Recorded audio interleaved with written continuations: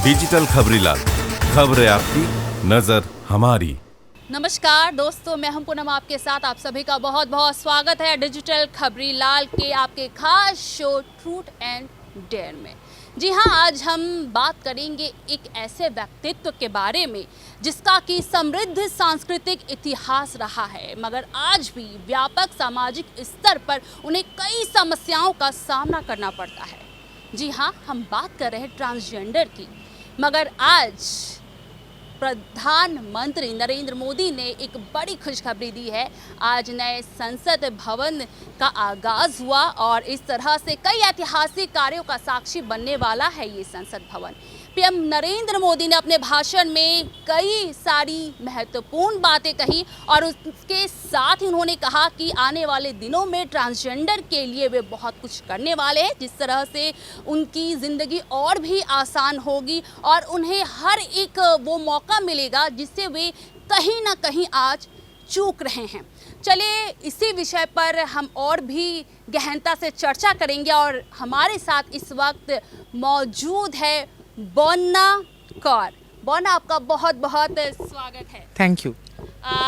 बता दूं, बोन्ना एक जानी मानी लेखिका है, ट्रांस वुमन है। तो बोन्ना, पहले ये बताइए कि आज से जो है संसद भवन का आगाज़ हुआ है, नए संसद भवन का, और मोदी जी ने नए संसद भवन के शुरुआत के साथ आप लोगों के लिए भी एक खुशखबरी सुनाई है।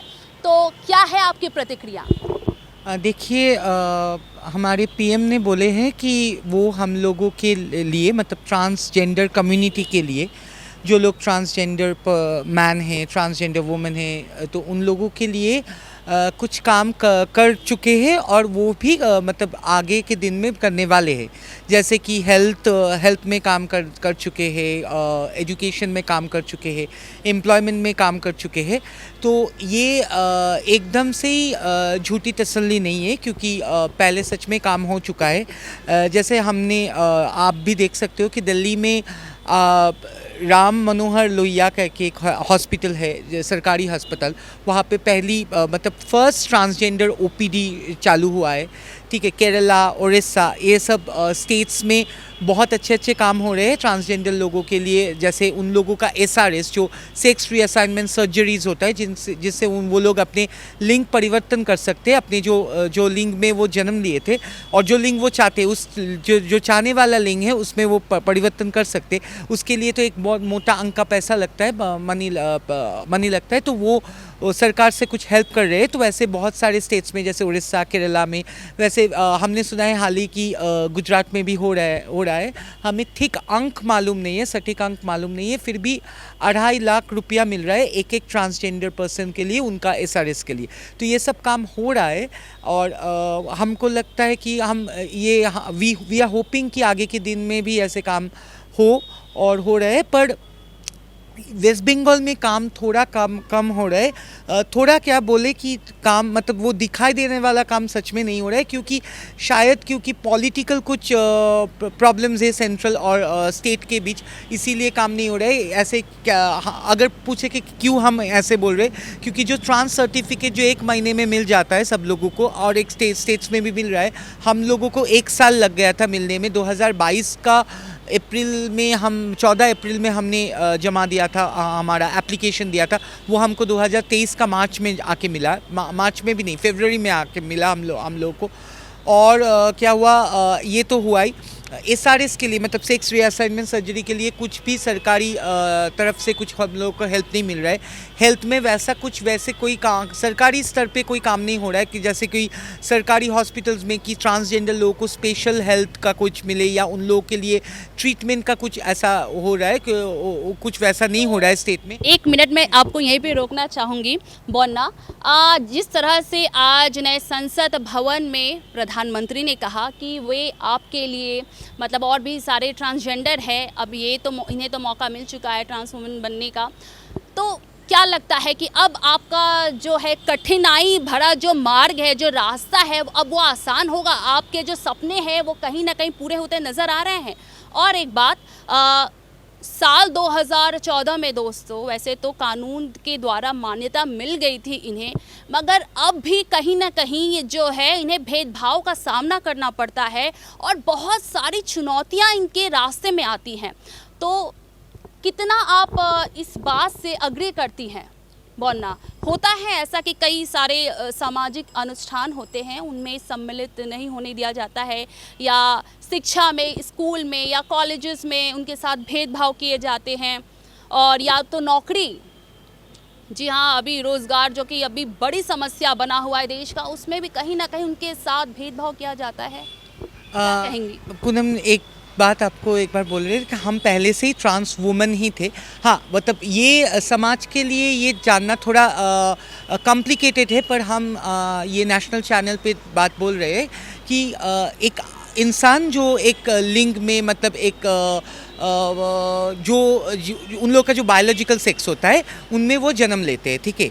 फिर जो अभी जब जैसे हम I was born as a male, then I consider myself as a female. जब से मैं खुद को मान्यता देने लगी कि I am a trans woman, तब से I am a trans woman. हाँ, ये प्रोसेस रहता है कि मेडिकल प्रोसेस में चेंजेस होता है कि कोई अपना लिंग को चेंज कर सकता है, पर ये भी होता है कि कोई अपने को खुद का पूरा चेंज नहीं कर पाते, जैसे पूरा सर्जरी नहीं करवा सकते। फिर भी वो लोग, अगर वो चाहती है कि वो खुद को वुमन बोले तो वुमन है, वो अगर चाहता है कि खुद को पुरुष बोले वो पुरुष ही है, और जो चाहते हैं कि वो पुरुष भी नहीं है वुमन भी नहीं है, सिर्फ एक ट्रांसजेंडर है, नॉन बाइनरी है, वो है।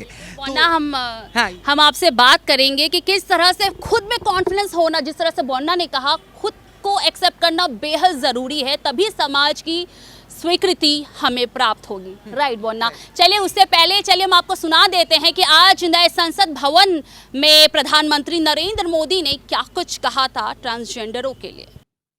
संसद ने बीते वर्षों में ट्रांसजेंडर को न्याय देने वाले कानूनों का भी निर्माण किया।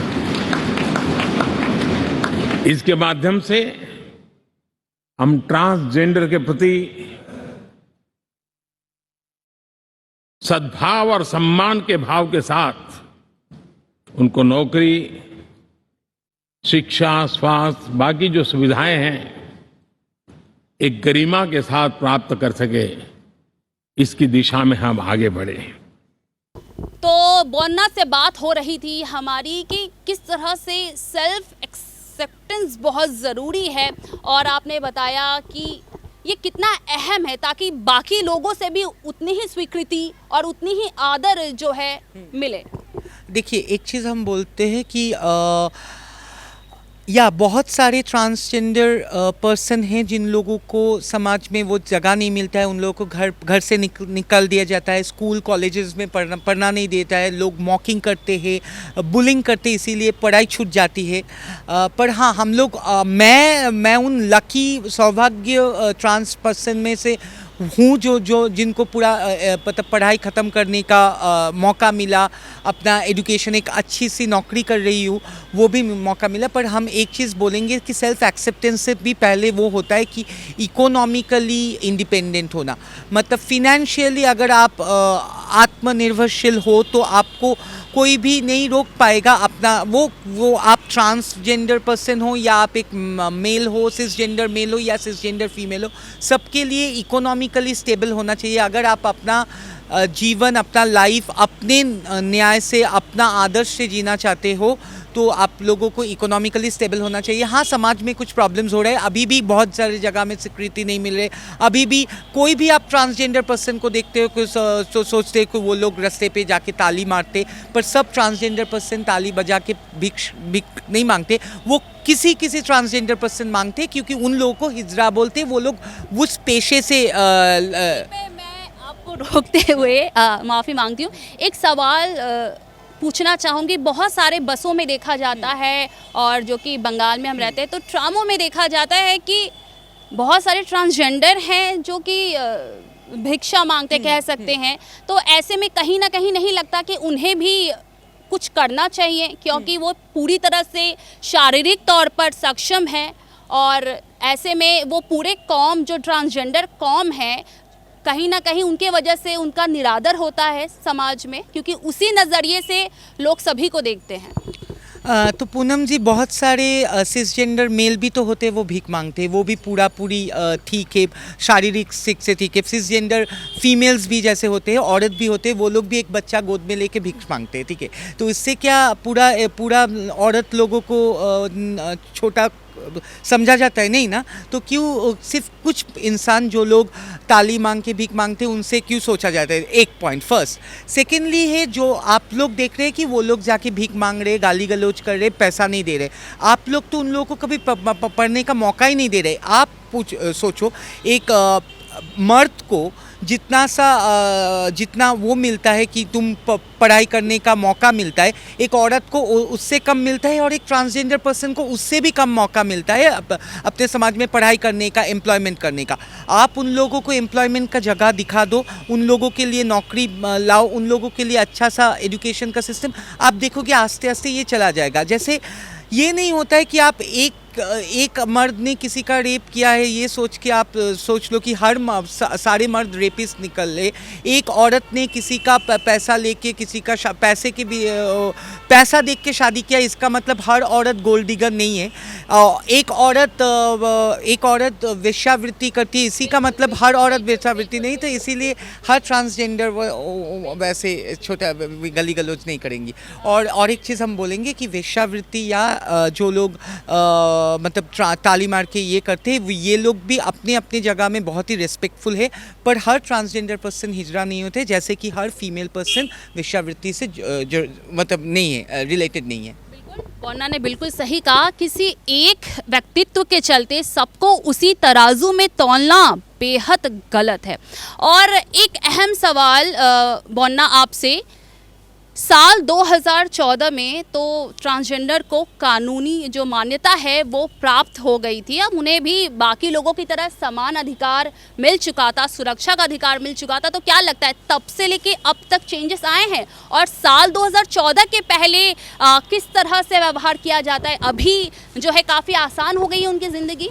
देखिए, आप बोल रहे 2014 में जो मतलब 14 में जो सब सम्मान मिला था, जो राइट्स मिला था, पहले से तो ये बता दूं कि राइट्स सबके पास ही रहते। हाँ, फ़र्क वो था कि 2014 से पहले इन लोगों को मतलब हम लोग जिंदा है यही नहीं पकड़ा जाते थे। हम लोगों का डेथ सर्टिफिकेट ही नहीं मिलता था कि हम लोग मर जाएंगे, हम लोग का एक डेथ सर्टिफिकेट हो। 2014 के बाद हम लोगों को एक बर्थ सर्टिफिकेट मिलता है। बर्थ सर्टिफिकेट तो सबको ही मिलता है, एक डेथ सर्टिफिकेट मिलता है। हम लोगों को एक मतलब इंसान होने का हैसियत मिलता है, पर उससे कहीं ज़्यादा और कुछ नहीं मिलता। एम्प्लॉयमेंट नहीं मिलती थी हम लोगों को एजुकेशन जगह में नहीं मिलती थी। पर 2019 के नहीं आए हैं, बहुत बदलाव आए हैं। अभी हर इंसान ट्रांसजेंडर लोगों को देख के डरते नहीं है। जैसे आप हमको आके यहाँ के बुला के एक इंटरव्यू ले रहे, इतना सम्मान दे रहे हो, इतना कुछ बोल रहे हो, ये पहले नहीं होता था। यही तो समाज का बदलाव है। और हम सोचते हैं कि और बदलाव आएंगे। हम सोचेंगे कि मतलब जैसे समाज चल रहा है और सरकार जो मतलब कोई भी सरकार, केंद्र सरकार हो, राज्य सरकार हो, को जो बदलाव ला रहे उसके चलते हुए आएंगे बदलाव। धीरे धीरे आ रहे हैं तो आएंगे। पर हाँ, चेंजेस थोड़ा हुआ है, स्वीकृति थोड़ा मिला है, सम्मान मिल रहा है, पर और भी मिलना ज़रूरी है। We are not wanting some special rights, we are actually wanting equal rights. समान अधिकार चाहिए और कुछ नहीं। हम भी यही चाहेंगे। बोन्ना द्वारा दिया गया संदेश आप भी पालित करें। फिलहाल अभी के लिए इतना ही। और आप किन मुद्दों पर हमें बात करते हुए देखना चाहते हैं, हमें कमेंट कर ज़रूर बताइएगा। मैं पूनम, वीडियो जर्नलिस्ट अर्घो भादुरी के साथ।